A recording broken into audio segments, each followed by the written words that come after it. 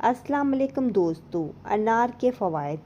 अनार से शुगर का इलाज। डायबिटीज़ वाले मरीज़ों के लिए अनार का जूस फ़ायदेमंद साबित होता है, वरना रोज़ाना अनार का इस्तेमाल सूजश को कम करता है और शुगर के मरीज़ों को इससे राहत मिलती है। अनार का जूस टाइप 2 डायबिटीज़ के मरीज़ों के लिए बेहद मुफीद है। अनार का जूस पीने से शुगर का लेवल कम किया जा सकता है।